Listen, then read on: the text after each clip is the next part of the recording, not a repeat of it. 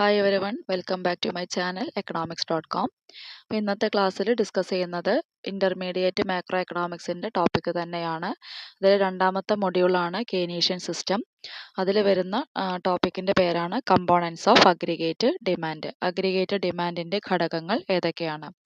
3 ഘടകങ്ങളെക്കുറിച്ചാണ് പഠിക്കാനുള്ളത്. Consumption, investment, government spending and taxes. ഉപഭോഗം, നിക്ഷേപം, ഗവൺമെൻറ്റിൻ്റെ ചെലവുകളും നികുതികളും. അപ്പോൾ നമുക്ക് ആദ്യം എന്താണ് അഗ്രിഗേറ്റഡ് ഡിമാൻഡ് എന്ന് നോക്കാം. Aggregate demand is the sum of the demand for current output by each of the buying sectors of the economy. സമ്പദ് വ്യവസ്ഥയിലെ ഓരോ സെക്ടേഴ്സിൽ നിന്നും നിലവിലുള്ള ഔട്ട്പുട്ടിൻ്റെ ഡിമാൻഡുകളുടെ ആകെ തുകയെ പറയുന്ന പേരാണ് അഗ്രിഗേറ്റ് ഡിമാൻഡ്. ഉദാഹരണം, ഒരു സമ്പദ് വ്യവസ്ഥയ്ക്ക് 3 മേഖലകളുണ്ടെന്ന് വിചാരിക്കുക. ആ 3 മേഖലയിൽ നിന്നും കറണ്ട് ഔട്ട്പുട്ടിനുള്ള നിലവിലുള്ള ഉൽപ്പന്നത്തിനുള്ള ഡിമാൻഡ് എത്രയാണെന്ന് നോക്കുക. ആ ഡിമാൻഡ് കൂട്ടുമ്പോൾ കിട്ടുന്ന തുക എത്രയാണോ അതിനെയാണ് എന്ത് പറയുന്നത്? അഗ്രിഗേറ്റ് ഡിമാൻഡ് എന്ന് പറയുന്നത്. Aggregate demand is composed of the 3 elements if the economy is closed. അപ്പോൾ അടഞ്ഞ സമ്പദ് വ്യവസ്ഥയാണെങ്കിൽ അഗ്രിഗേറ്റ് ഡിമാൻഡിന് പ്രധാനമായിട്ടും 3 എലമെൻറ്റ്സ് ആണ് ഉണ്ടായിരിക്കുക. അപ്പോൾ നമുക്ക് ആദ്യം എന്തറിയണം? എന്താണ് ക്ലോസ്ഡ് ഇക്കോണമി, എന്താണ് ഓപ്പൺ ഇക്കോണമി? ഒരു രാജ്യം വിദേശ രാജ്യങ്ങളുമായിട്ട് സാമ്പത്തിക ബന്ധമൊന്നും ഇല്ല എങ്കിൽ അത്തരം സമ്പദ് വ്യവസ്ഥകളെ പറയുന്ന പേരാണ് ക്ലോസ്ഡ് ഇക്കോണമി അല്ലെങ്കിൽ അടഞ്ഞ സമ്പദ് വ്യവസ്ഥ. അതുപോലെ ഒരു രാജ്യത്തിന് വിദേശ രാജ്യങ്ങളുമായി സാമ്പത്തിക ബന്ധമുണ്ടെങ്കിൽ അത്തരം സമ്പദ് വ്യവസ്ഥകളെ പറയുന്ന പേരാണ് ഓപ്പൺ ഇക്കോണമി അല്ലെങ്കിൽ തുറന്ന സമ്പദ് വ്യവസ്ഥ. അപ്പോൾ ഇവിടെ നമ്മൾ ക്ലോസ്ഡ് ഇക്കോണമിനെയാണ് പരിഗണിക്കുന്നത്. ക്ലോസ്ഡ് ഇക്കോണമി ആണെങ്കിൽ എന്താണ് പ്രത്യേകത? അവിടെ അഗ്രിഗേറ്റ് ഡിമാൻഡിന് 3 കമ്പോണൻസ് മാത്രമേ ഉണ്ടായിരിക്കുകയുള്ളൂ. അപ്പോൾ ഏതൊക്കെയാണ് 3 കമ്പോണൻസ്? ഒന്നാമത്തെയാണ് ഹൗസ് ഹോൾഡ് കൺസംഷൻ, ഗാർഹിക മേഖലയിൽ നിന്നുള്ള ഉപഭോഗം. അതിനെ സൂചിപ്പിക്കാൻ വേണ്ടി സി എന്ന ടേമാണ് ഉപയോഗിക്കുന്നത്. രണ്ടാമത്തത് ഇൻവെസ്റ്റ്മെന്റ് ഡിമാൻഡ് അല്ലെങ്കിൽ നിക്ഷേപ ചോദനം. അതിനെ സൂചിപ്പിക്കാൻ ഐ എന്ന ടേമാണ് ഉപയോഗിക്കുന്നത്. മൂന്നാമത്തെയാണ് the government sector's demand for goods and services. സാധനങ്ങൾക്കും സേവനങ്ങൾക്കും ഗവൺമെന്റിന്റെ മേഖലയിൽ നിന്ന് വരുന്ന ഡിമാൻഡ്. അതിനെ സൂചിപ്പിക്കുന്നതിന് വേണ്ടി ജി എന്ന ടേമാണ് ഉപയോഗിക്കുന്നത്. അപ്പോൾ ഇതാണ് പ്രധാനപ്പെട്ട 3 എലമെന്റ്സ്. ഇനി നമുക്ക് ഓരോ എലമെന്റ്സിലും പറയുന്ന കാര്യങ്ങൾ എന്തൊക്കെയാണെന്ന് നോക്കാം. ഒന്നാമത്തെ എലമെന്റ് ആണ് ഹൗസ് ഹോൾഡ് കൺസംഷൻ. അതിന് നമുക്ക് എന്തുകൂടി പറയാം? കൺസംഷൻ എക്സ്പെൻഡിച്ചർ അല്ലെങ്കിൽ ഉപഭോഗ ചെലവുകൾ എന്നുകൂടി പറയാം. So consumption expenditure is the large component of aggregate demand. Aggregate ഡിമാൻഡിലെ ഏറ്റവും വലിയ ഘടകമായിട്ട് പറയുന്നത് ഏതിനെയാണ്? കൺസംഷൻ എക്സ്പെൻഡിച്ചർ അല്ലെങ്കിൽ ഹൗസ് ഹോൾഡ് കൺസംഷനെയാണ്. According to Keynes, income is the dominant factor determining consumption. കൺസംഷനെ നിർണ്ണയിക്കുന്നതിൽ പ്രധാനപ്പെട്ട പങ്ക് വഹിക്കുന്ന ഘടകം ഇൻകമാണ് അല്ലെങ്കിൽ വരുമാനമാണ്. അതാരുടെ അഭിപ്രായമാണ്? കെയ്ൻസിന്റെ അഭിപ്രായമാണ്. The relationship between income and consumption is direct and non proportional. ഇനി കെയ്ൻസ് ഒരു കാര്യം കൂടി പറയുന്നുണ്ട്. ഇൻകവും കൺസംഷനും തമ്മിലുള്ള റിലേഷൻഷിപ്പ് അല്ലെങ്കിൽ ബന്ധം എങ്ങനെയാണ്? അത് ഡയറക്റ്റ് ആണ്, നേരിട്ടുള്ളതാണ്. അതായത് ഇൻകം കൂടുകയാണെങ്കിൽ കൺസംഷൻ വർദ്ധിക്കുന്നു, ഇൻകം കുറയുകയാണെങ്കിൽ കൺസംഷൻ കുറയുകയും ചെയ്യുന്നു. പക്ഷേ ഡയറക്റ്റ് ആണെങ്കിലും മറ്റൊരു ഫീച്ചർ എന്താണ്? ഇത് നോൺ പ്രൊപ്പോർഷണൽ ആണ് അല്ലെങ്കിൽ ആനുപാതികമല്ല. എന്താണ് അതുകൊണ്ട് അർത്ഥമാക്കുന്നത്? ഇൻകം കൂടുന്നുണ്ട്, ഇൻകം കൂടുന്നതിൻ്റെ കൂടെ കൺസംഷൻ കൂടുന്നു. പക്ഷേ ഇൻകത്തിലുണ്ടായ വർധനവിൻ്റെ അതേ നിരക്കിൽ ഒരിക്കലും കൺസംഷൻ കൂടില്ല. അതായത് ഇൻകത്തിലുണ്ടായ വർധനവ് എത്രയാണോ അതിനേക്കാൾ താഴ്ന്ന നിരക്കിൽ മാത്രമാണ് കൺസംഷൻ വർദ്ധിക്കുകയുള്ളൂ.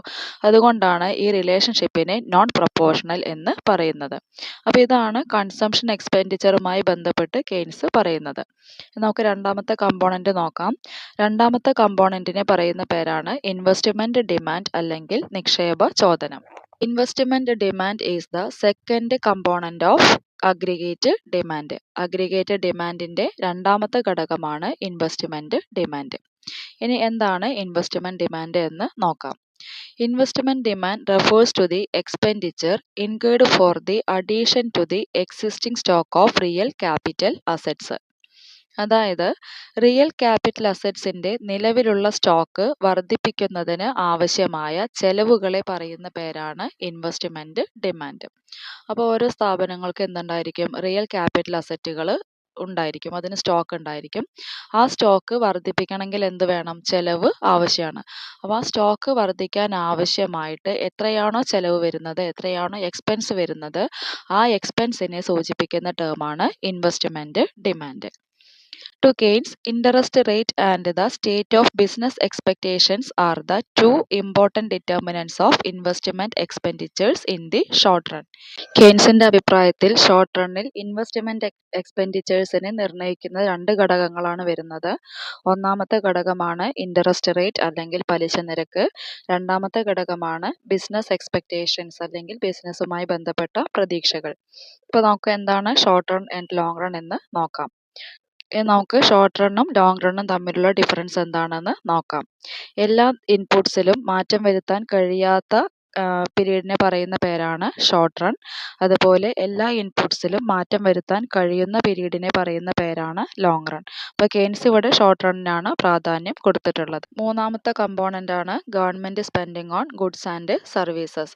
സാധനങ്ങൾക്കും സേവനങ്ങൾക്കുമുള്ള ഗവൺമെൻറ്റിൻ്റെ ചെലവാണ് അഗ്രിഗേറ്റ് ഡിമാൻഡിൻ്റെ മൂന്നാമത്തെ കമ്പോണൻ്റ് ആയിട്ട് വരുന്നത്. According to Keynes, government spending is controlled by the policy makers.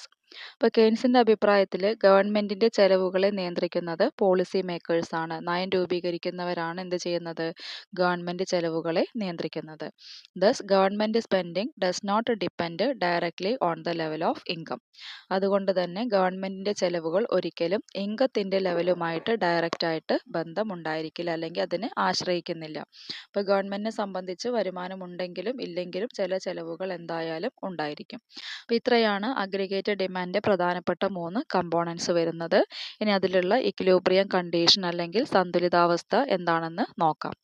Since national income equals aggregate demand in a closed economy. അപ്പോൾ നമ്മളിവിടെ പറയുന്നത് ക്ലോസ്ഡ് ഇക്കോണമീനെ കുറിച്ചാണ്. ക്ലോസ്ഡ് ഇക്കോണമിയിൽ അഗ്രിഗേറ്റ് ഡിമാൻഡും നാഷണൽ ഇൻകവും ഈക്വൽ ആയിരിക്കും. So equilibrium of a closed economy can be represented as Y is equal to E is equal to C plus I plus G. ഇതാണ് ക്ലോസ്ഡ് ഇക്കോണമിയുടെ ഇക്വിലിബ്രിയം കണ്ടീഷൻ. Y എന്ന് പറയുന്നത് national ഇൻകത്തിനെയാണ് സൂചിപ്പിക്കുന്നത്. E എന്ന് പറയുന്നത് expenditure ആണ്. ആ എക്സ്പെൻഡിച്ചർ എങ്ങനെയാണ് കിട്ടിയത്? C plus I plus G. Aggregate ഡിമാൻഡിൻ്റെ 3 ഘടകങ്ങൾ ചേരുമ്പോഴാണ് എക്സ്പെൻഡിച്ചർ ലഭിക്കുന്നത്. C കൺസംഷൻ എക്സ്പെൻഡിച്ചർ ആണ്, I investment expenditure, G government expenditure. ഇനി നമുക്ക് ഓപ്പൺ ഇക്കോണമിയുടെ കേസും കൂടി നോക്കാം. In the case of an open economy, aggregate demand consist of consumption, investment and government spending plus net export. ഇപ്പോൾ ഓപ്പൺ ഇക്കോണമി എന്ന് പറയുമ്പോൾ നമ്മൾ ഡിസ്കസ് ചെയ്ത 3 ഘടകങ്ങൾക്ക് പുറമെ ഏത് കൂടി വരുന്നുണ്ട്? നെറ്റ് എക്സ്പോർട്ട് കൂടി വരുന്നുണ്ട്. നെറ്റ് എക്സ്പോർട്ട് എന്ന് പറഞ്ഞാൽ എന്താണ്? എക്സ്പോർട്ടും ഇമ്പോർട്ടും തമ്മിലുള്ള ഡിഫറൻസിനെ പറയുന്ന പേരാണ് net export. Difference between export and import. Export എന്ന് പറയുമ്പോൾ നമ്മൾ എന്ത് ചെയ്യണം? വിദേശ രാജ്യങ്ങളിലേക്ക് സാധനങ്ങൾ വിൽക്കുന്നതിനെ പറയുന്ന പേരാണ് എക്സ്പോർട്ട്. വിദേശ രാജ്യങ്ങളിൽ നിന്ന് സാധനങ്ങൾ വാങ്ങുന്നതിനെ പറയുന്ന പേരാണ് ഇമ്പോർട്ട്. അപ്പോൾ ആ 2 ഘടകങ്ങൾ തമ്മിലുള്ള ഡിഫറൻസിനെ സൂചിപ്പിക്കുന്ന ടേമാണ് നെറ്റ് എക്സ്പോർട്ട്. ഇപ്പോൾ നെറ്റ് എക്സ്പോർട്ടിനെ സൂചിപ്പിക്കാൻ വേണ്ടി നമുക്ക് എങ്ങനെ എഴുതാം? X മൈനസ് M എന്ന് എഴുതാം. ഇനി എക്സ്പോർട്ട് നമ്മൾ എപ്പോഴും എന്ത് ചെയ്യണം? അഗ്രിഗേറ്റ് ഡിമാൻഡിൽ ഉൾപ്പെടുത്തണം. എക്സ്പോർട്ടിനെ നമ്മൾ ആഡ് ചെയ്യാണ് വേണ്ടത്, കാരണം അത് നമ്മുടെ രാജ്യത്തിനകത്തേക്ക് വരുന്ന വരുമാനമാണ്. പക്ഷെ ഇമ്പോർട്ട് എന്ത് ചെയ്യാൻ പാടില്ല? ഇമ്പോർട്ട് ഉൾപ്പെടുത്തരുത്, അതിനെ സബ്സ്ട്രാക്ട് ചെയ്യുക അല്ലെങ്കിൽ മൈനസ് ചെയ്യാണ് വേണ്ടത്. അതുകൊണ്ടാണ് നമ്മൾ X മൈനസ് M എന്ന് പറയുന്നത്.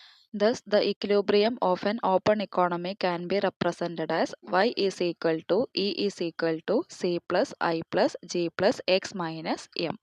ഇതാണ് ഓപ്പൺ ഇക്കോണമിയിൽ വരുന്ന ഇക്വിലിബ്രിയം കണ്ടീഷൻ. ക്ലോസ്ഡ് ഇക്കോണമിയിൽ C plus I plus G മാത്രമേ വരുന്നുള്ളൂ. ഓപ്പൺ ഇക്കോണമിക്ക് നമ്മൾ എന്ത് ആഡ് ചെയ്തു? X മൈനസ് M കൂടി ആഡ് ചെയ്തു.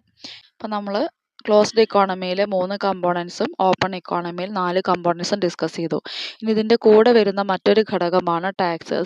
Taxes cannot be treated as a component of aggregate demand, but have a direct and significant impact on aggregate demand.